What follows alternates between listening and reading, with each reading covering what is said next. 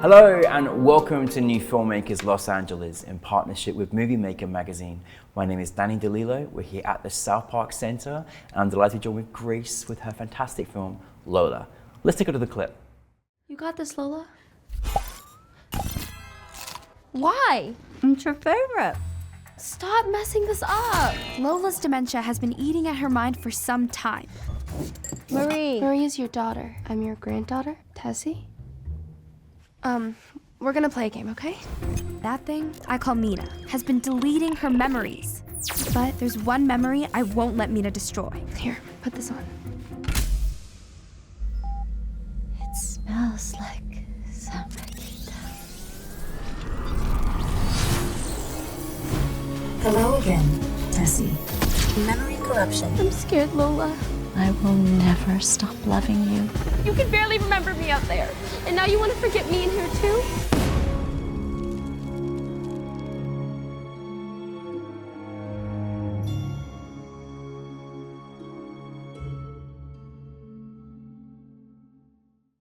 Grace, thank you for being here. Welcome to the new Filmmakers LA family and thank you for bringing Lola. I love Lola. It's brilliant. Thank you so much. Can I just say I'm honored to be here. I've admired the work that New Filmmakers LA has done for so long, so I'm honored to be a part of the family. Thank you for having me. Well, I mean, you're part of it. You're part of the great work, but honestly, it was so lovely to see your film, especially on the big screen. For those that haven't seen Lola, tell us about the story. Lola was my thesis film at Yes. AFI, and it's a sci-fi fantastical short about a 13-year-old science prodigy who journeys into her grandmother's deteriorating mind to save one precious memory they have together. And thwarting her attempts at every turn is this AI webcam called Mina, and that's the memory loss creeping into her grandma's mind. So the central question becomes, will Tessie keep on trying to save her grandma's memories in vain, or will she finally accept that her grandmother has dementia? It's a beautiful story. Like, honestly, like I sat at home with my cats and I cried a lot. It was just, you know, because there's so much context to this brilliant idea of mixing it with sci-fi and then, but also this very strong, you know, kind of morality of family and loss and this awful dementia that exists in so many different families. And I was like, oh my goodness me. I was telling Mum about it and I was like, we're just crying together about it because it's existed in our family as well. But it was so great from this context of what you took it, and especially from this young girl's perspective. Where did this inspiration for this story, how did this unfold? Because, you know, I mean, you could have gone so in like one direction, but you added sci-fi and this like saving against the tide. It was a beautiful story. Oh, thank you so much. Yeah. So the inspiration really came from my relationship with my grandmother, my Lola. Growing up, she basically raised me. She taught me how to read and write, and she really instilled in me a love of Filipino stories and culture. So when she started to develop dementia, I couldn't understand how the woman who had taught me all these stories could be the one to forget them. Yeah. And so there was this one moment we had, this was like long after she had forgotten who me or anyone in my family was. I was visiting her in the Philippines, and I really wanted to connect with her. But she was like watching her Filipino soap operas on TV. So I decided to make her a bowl of mango ice cream because that was her favorite. And I sat down next to her. And for some reason, like in that moment, the gravity of it all hit me. So I started to cry. And without any prompting, she just like slides the bowl of ice cream over to me. And she gestures for me to have some. And that's what we did. We like ate ice cream and watched TV together. Aww. And somehow in this like, you know, between these two worlds we inhabited, we were able to connect. And that's really what inspired Lola, because I think the one thing that can transcend memory and time is love. I'm so glad you're a filmmaker. Thank you. Seriously, and thank you for taking something, you know, so personal to you and making it universal. And I hope it was in a weird way kind of therapeutic and a legacy to your grandmother as well, because, you know, this was a special memory that you had. And the experience of sharing with others is a very vulnerable thing, but you did a fantastic job. I mean, there's so many questions I have because like it was, you know, so beautifully shot. Like the visionary of the production design was really, really stylistic and really, really great. But let's kind of get into characters, like how your cast. Oh my God, your cast! Like, thank you. How did you go about finding these amazing humans? Like, what happened? Oh gosh, honestly, it was all timing and luck. Yeah. Because Ren Hanami, she played our Lola. Yeah. I only got her because I was TAing for this incredible casting director. Her name's Heidi Levitt, and she introduced me to Ren. So lucky. And then for Tessie, the little girl, that was Jovi Lay. I had worked with her on a project before, and I like knew from the moment I worked with her, I was like, I want to work with you again. You're so brilliant and talented. And then the last one is kind of a funny story. We got Eva Noblezada to play Mina. She's in Broadway right now on Hadestown, which is so crazy.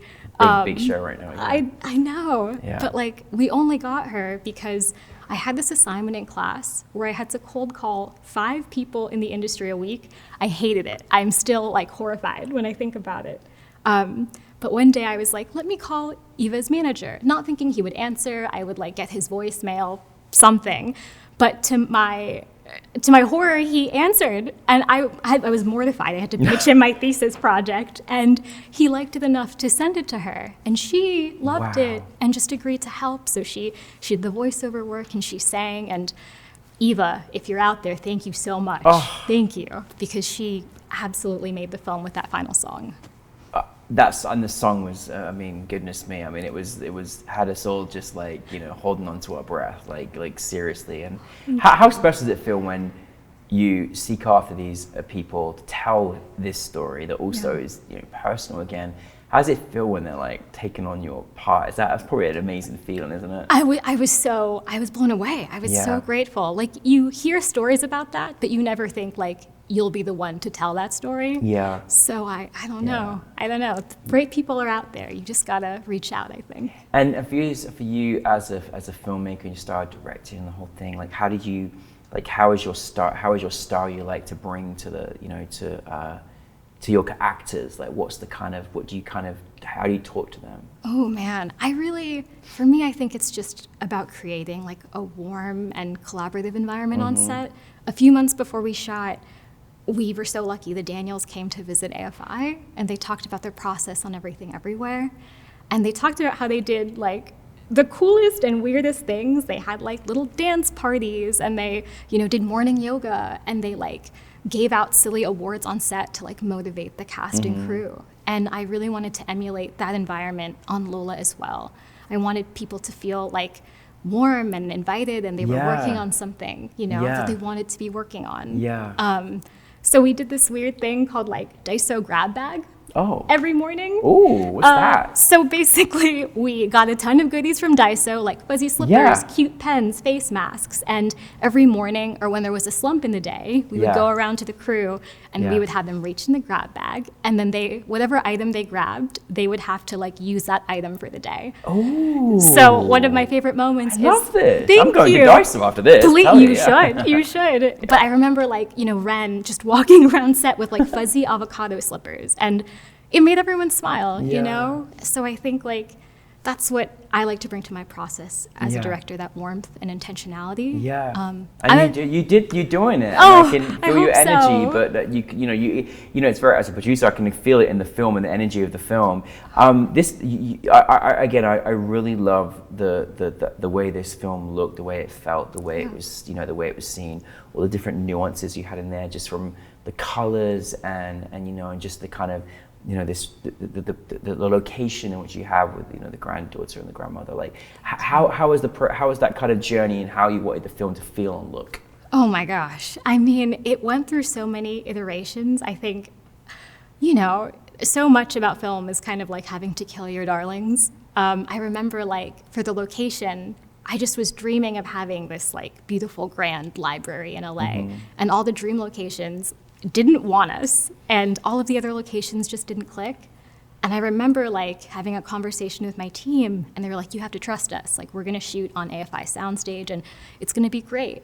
And I was like, oh, this is really hard, like this isn't what I pictured. But learning to like let go and like trusting my team, I think really was what made Lola. Yeah. the film that it is. Yeah. Oh, it's a team effort, isn't it? Yeah. You know?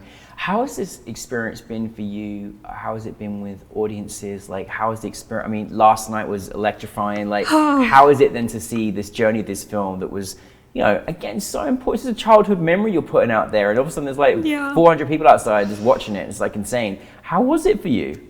Honestly, so surreal. I feel like as artists, we like create in the dark. Yeah. You know? Yes. We like are obsessing over every detail. We write so many drafts of our script alone. We're fixing the shot list up till the last minute. And then all of a sudden, you're in front of an audience of 400 people, like, strangers, watching your film on the big screen. And you're like, what is this? Yeah. It's been such an incredible journey. And I'm so grateful to have that. Like hearing someone in the audience laugh at a moment you wrote in your bedroom. Isn't it crazy? I know, crazy. you're like, it came from somewhere, right? And it's so one, you couldn't get a better experience. And speaking of the audience, like, what did you kind of ask this last night, what did you want your audience to experience from your film? I mean, I think they experienced it. I had so many people come up to me after the screening, just like telling me about, you know, their own Lolas, their own grandparents, their experiences with memory loss or caretaking.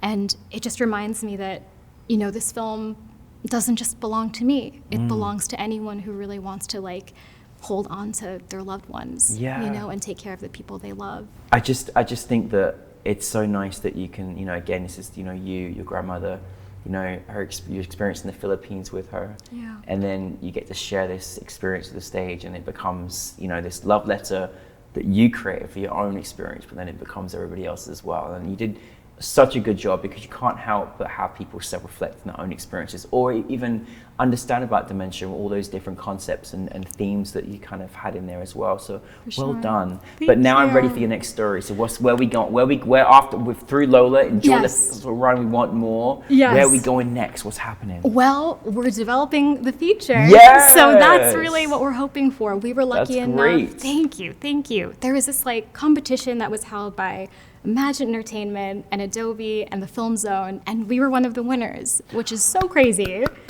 So what does this mean? What is happening? This means we are lightly developing the feature with Imagine, and they're like advising us on, you know, the script and the process. So fingers crossed, please. I really That's amazing. would love to. You deserve it, Grace. You deserve it. Thank because you. You know these characters, they've got, you know, there's so much more we'll get to see now and experience, and the development of a feature as well. So this is super exciting. And just lastly, any advice, you know, you've been through AFI, going through the whole experience, any filmmakers out there that just want to know what do you do to keep you going as a creative person? Yeah, I think the best advice I got was, you know, it's not a sprint, it's a marathon. Yes. And I know I just finished AFI, but I've done so many things as a creative. I was an assistant, I taught high school. Like, it's never gonna be, you know, that straight line trajectory. So I think just be patient and like keep on telling the stories that you're passionate about. Yeah, definitely. And tell your stories, you know, Exactly.